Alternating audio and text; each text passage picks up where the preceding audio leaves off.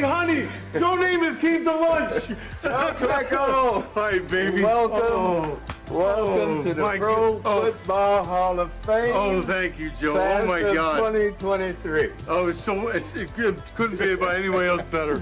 God, thank you. Thank you, God. Oh, man. Oh, Joe, I gotta admit, it's never been as good to see it as now.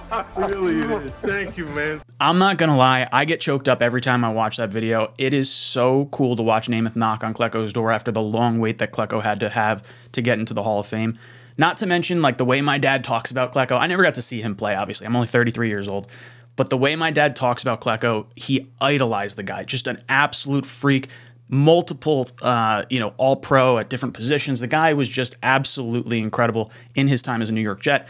And to see him go into the Hall of Fame, my dad's favorite player, and then the best player that I've ever seen on the Jets, and Darrelle Revis, go into the Hall of Fame at the same time was really, really cool. Not to mention the player I was over the moon about with Sauce and getting drafted, to see Revis go in the Hall of Fame and Sauce get Defensive Rookie of the Year in the same night.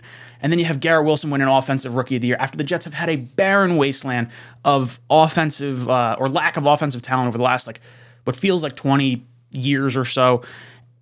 And that's, like, not even factoring that, like, Breece Hall could have been the runaway favorite for Offensive Rookie of the Year. This was such a cool night. This was so cool. As a Jet fan, top 5 night of all time for me personally, just because I'm proud. I'm very proud to be a Jet fan. I don't feel like I get to say that very often because of a lot of the embarrassing things that kind of happen. But last night was really, really cool. So let's go into all this stuff. We'll break down everything little by little. But let's jump into some of the comments our owner, Woody Johnson, had to say about our upcoming quarterback search. The weakness right now, the weakness was in the quarterback position. You know, whether it was management, whatever, everybody kind of regressed a little bit. So what we're going to do is we are going to look for, an experienced quarterback to come in and help us and help develop these other young players. Is there a veteran quarterback that you like in particular right now? There's a number of them out there that look pretty good. Yeah. That look really good, but. So obviously everyone in the New York area keeps thinking it's going to be Aaron Rodgers. Aaron Rodgers. Do you have interest in bringing Aaron Rodgers to New York? You want the best quarterback that you can get to lead the Jets. And I think with a good quarterback and our great defense, and the defense will be a lot better with a quarterback, that's actually doing it, and a good running game, and just what the coach is talking about. Our special teams is really good.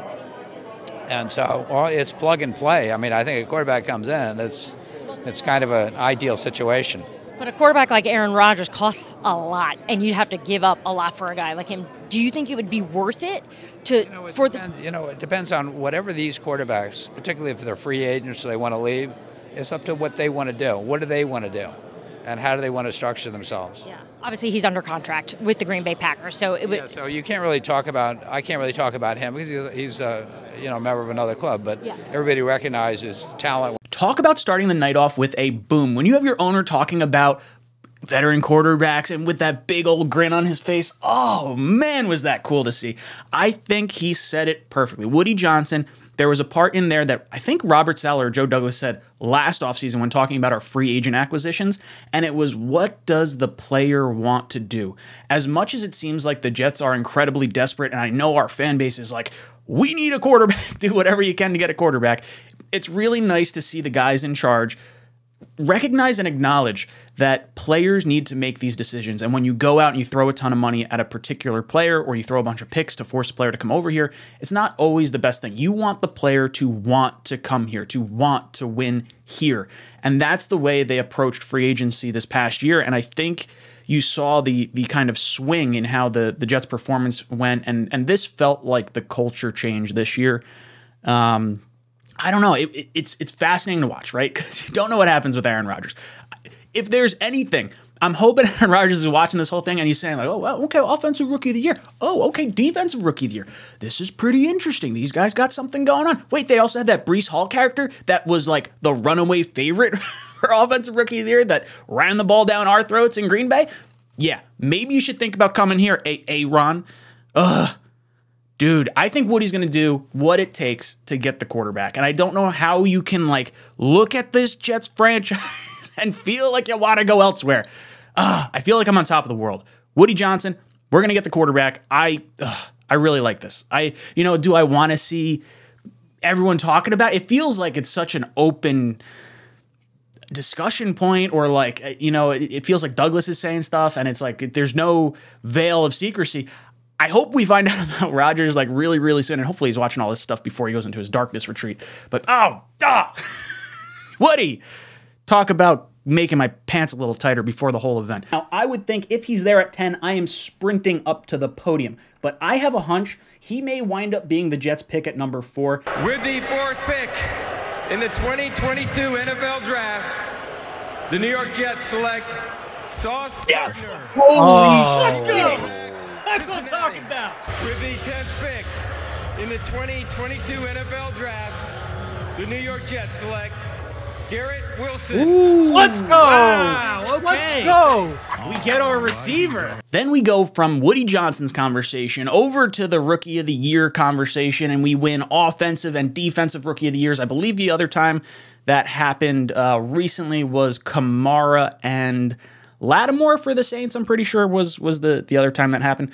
And watching this was just so cool because this was a draft that was so impactful for the Jets, and it was so needed. We trade away Jamal Adams. You have the second first-round pick that you're using, trying to figure out, okay, what are you going to do? You got to hit on these picks. You can't trade an all-pro away and not hit on the picks. And Sauce and Garrett Wilson have been nothing but stellar. 2 of the best at their position, and that doesn't even factor in like who could wind up winning Comeback Player of the Year in Breece Hall next year. Like this draft class and Joe Douglas is just, we have the right people in the room. We have the right people in the room. This whole year, like starting with the draft, ending with the Hall of Fame stuff, like over the moon. It's like talk about like really high and really high on either side of this coin here. And to watch Sauce, I said earlier, watch Sauce go in as rookie, defense Rookie of the Year, and then you have the best corner of all time, possibly, in Darrelle Revis going into the Hall of Fame. It was like eerily spooky, and I hope I hope Sauce realizes where he is right now and how special it is with the award he just got and where he could be at the end of his career, and maybe following up Revis going into Hall of Fame. And there's a whole career that has to happen in between there, and a lot of things need to go on, but it's just really cool to see our young players get this type of experience because it's something they bring back to the team. It's something that we can hang our hats on as far as, getting free agency or getting, players wanting to be traded here, re-signing our own players. I'm proud. I keep going back to this. I'm proud to be a Jets fan. So moving on from those awards, you get the Hall of Fame stuff. And this was just really, really cool to watch Namath announce Klecko. This versatile talent earned Pro Bowl nods at 3 different positions. The anchor of the New York Sack of Chains, Joe Klecko.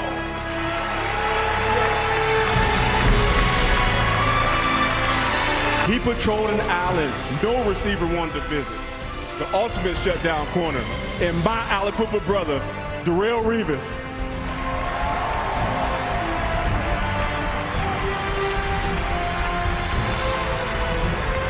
That was so cool. Namath introducing Klecko, and then you have Darrelle Revis going into the Hall of Fame. He had Ty Law introduce him, former Jet for a little bit of time there. Just fascinating. 2 of the best players in our franchise's history going in at the same time, and it's a really, really special event to cap off a really special night. And I guess I don't know. I'm happy. I'm like, the emotions inside, it just feels really good. And I'm hoping that we can ride this wave. This positive vibes only thing straight into free agency, straight into, whatever trade we make. And hopefully this ends in maybe some more hardware in the next year or 2. We shall see. Guys, I want to hear your thoughts. What did you feel about last night?